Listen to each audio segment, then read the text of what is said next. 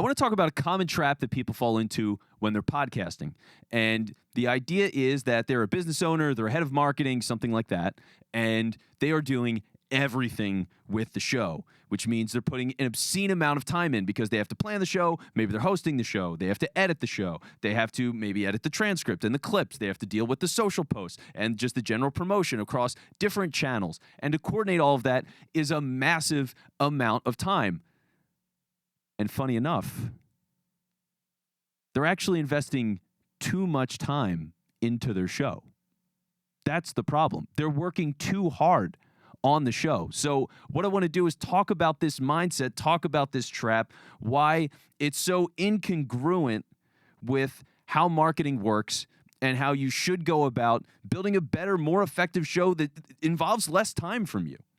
So my name is Vince Quinn. Welcome into It's Not Just Talking. I am your executive producer. I'm here to help you sharpen your podcast strategy, improve your production processes, build your hosting skills, and, teach you how to make smoothies, all sorts of interesting and important things. So let's do this, okay?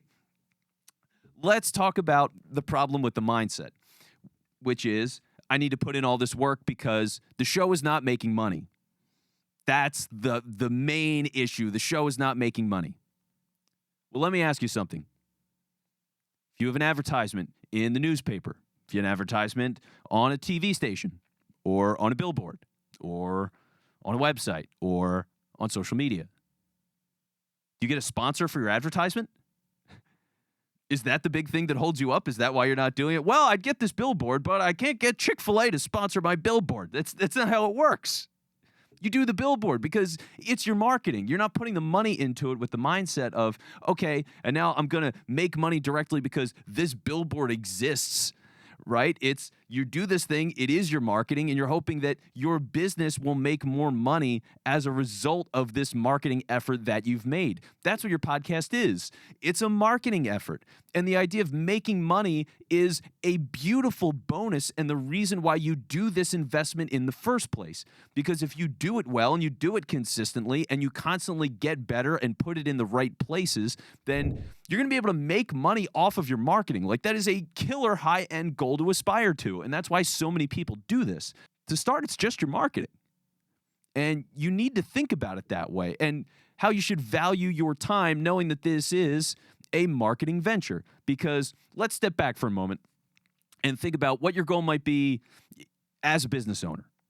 Because for me, there's a couple of ways I can see it going, right? I only work on the biggest clients. So for however many people that are in this business, for all the different shows that I run, my company runs, I'm going to work on the biggest ones, the most important ones, and I'm going to really put my stamp on that and manage those. That is a potential avenue for me at the highest level, the best version of this business that I run. Another version is that I just check in on shows, and I'm too busy running the business to actually do the work anymore.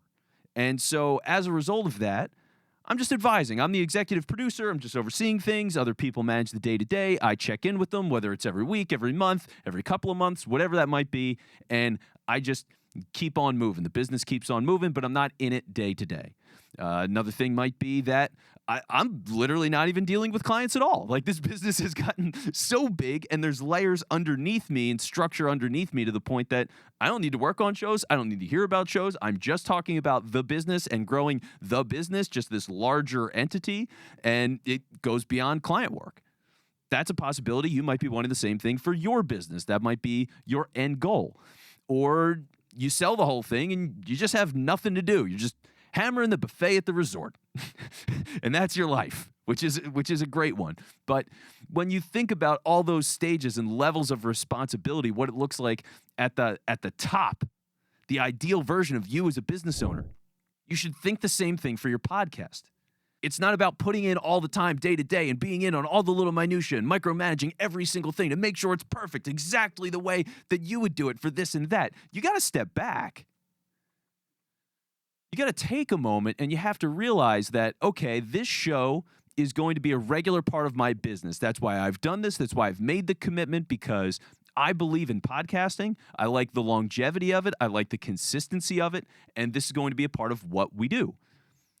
So at some point, what does that look like for you? If this podcast was the big thing with the sponsors that you're looking for, it is a moneymaker, and bringing it in, what is your role? Are you just the host? So you plan the show, you sit in the chair, you do the show, you're gone. That's it. Maybe it is.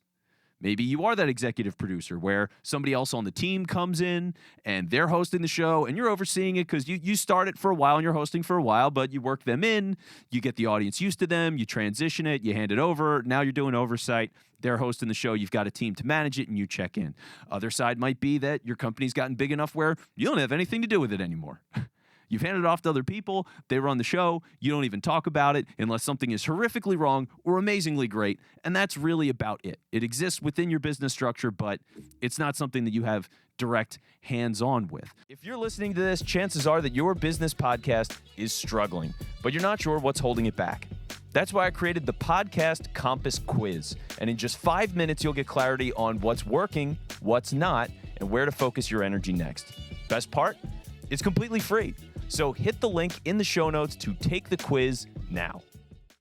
If those are the things that you can aspire to, then you have to start thinking about how can you manage your time to get to those places? And what are the things that are holding you back, both as a business owner and as a podcast host, as a podcast owner, manager, producer, operator? How do you remove the time? It's a huge thing. I mean, for me as a business owner, so early on, we had been doing the business for about a year, and it was about to be tax time. So what happened was my father-in-law's an accountant. I call him. He looks at QuickBooks, and he tells me, Vince, QuickBooks is a disaster. Like, it's really bad. And the deadline's coming up. So I am now spending 4 hours a night all week just horrifically trying to recategorize this and that and go back through credit card statements and figure out what the hell that purchase was and this purchase and that purchase. And I was losing my mind because I'm a terrible accountant. It's not my job. I'm not a good bookkeeper. I've never wanted to do those things. And so as soon as I had approached that nightmare scenario and had to confront it, immediately after that, we got a bookkeeper because there was no value in that for me. That didn't help me as a business owner. It was taking up all of my time. I'm not good at it. I don't want to do it. And so I got somebody else to do it. Big picture, I have nothing to do with bookkeeping. I just want to know that the numbers are good. That's all I need to hear. Numbers are good? Great. How can we be more efficient? No problem. We're spending too much here. Let's work on cutting that down. That's all it needs to be. So we got that bookkeeper. For you with the podcast, it might be you are getting an editor, you are getting a host, you are getting somebody that can book these guests for you, or at the very least, you get help up front to just make your process smoother. Make it so that you're not chasing. I talk about that all the time when it comes to production. You don't want to be going, okay, we're going to record tonight, and then we're going to put it out first thing tomorrow, because that is a nightmare. It's too much work. It's going to waste a lot of your time. You're going to have no personal life, because you're too busy running the business and the show, full tilt, full energy, white knuckling that thing, that you're going to drive yourself crazy. So what are the least valuable things when you think about this big picture of who you are and how this show fits into your marketing plans for your business? How can you empower the show by letting other people get involved? How do you find somebody to be a producer? And maybe you need stats, you need research, you need to know what's going on in the news. How do you find the person to present that information to you so you don't have to spend all day, all week reading the news every single second, every single article, hunting for things? Somebody provides those to you. Those are the goals. But when you think about, I need to do all of this because it's not making money, then you've totally lost the point. Because for you doing that little bit of editing, you're not making more money for the business.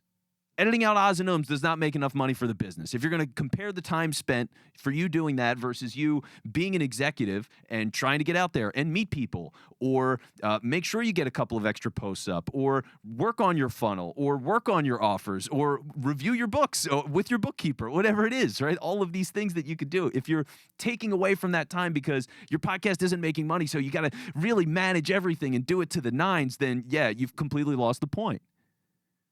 And again, this happens to a lot of different people. So it's an easy trap to fall into. It's a perception thing because the root belief is the show needs to make money.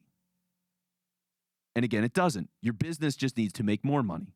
So Consider yourself as a business owner. Consider yourself as somebody who runs a podcast. Consider what your business needs and how the podcast is supposed to support your ability to make more money. And how can you look at all of your responsibilities with that big pool of things that you have to do, find other people that can help you do the stuff that is the least valuable so you can work on things that are the most valuable. Because that is what we do all the time. We're constantly evaluating things and figuring out, okay, well, I don't want to do this, and can you take that? Because, like, for me, I'm lucky. I have a business partner, Taylor, who is on the other side of the recording, always making sure everything is smooth, giving me notes on the show, telling me to, Vince, do it again. The take stinks. Whatever it might be. Same things as a business owner. He's always talking about, hey, well, I'm doing this, and I'll need help with that sooner rather than later, and you're doing all of this stuff. How can we take that off of your plate? Because it's all about highest value, bringing in the most money, and the podcast is part of that, but it's only a part of that. And we know that the podcast isn't going to make money right away. It may never make money. You never know. But we just go in with the belief of this is our awareness tool. That's what we're doing. We're getting awareness. We're going to generate leads. We're going to do that consistently for a long time. We're going to constantly obsess about getting it better. We want to bring more help into the show. At the same time, bring more help into the business so we can oversee and put more behind it. So I hope this gives you a little bit of perspective. I hope this gives you something to think about. And really think about this time. Take a couple of minutes if you need to do it and start writing it out. I'm a notebook obsessive. Here is my notebook. If you can't, if you're on the podcast, there you go. Real pages, baby. If you're on YouTube, you can see it. But I write all the time. I'll draw things out. I'll chart it. I'll list it, whatever I need to do, with the idea of let me understand exactly how I need to tackle this, how I'm spending my time. Let me review my calendar and see the kinds of appointments I've had over the last couple of weeks, and how can I reimagine that? Because I can't put too much time into the show. As much as I am a podcast person, I am obsessed with it. I have a perfectionist bone in my body. And to step away is a hard thing at times. To remove responsibility or control is a hard thing at times. But it's the best thing for the show. It's the best thing for the business. And you have to be willing to appreciate that. So this is a very personal thing to me, but again, I see it with so many different people that I talk about. So I hope this has been really informative, and I'll talk to you soon in your free time. Thanks for listening to the show. Make sure to subscribe to the newsletter to get more podcast insights. That link is in the show notes. And if you're feeling stuck with your podcast, let's figure it out together. Book a free 10-minute chat with me. The link to do that is also in the show notes. Talk to you next week.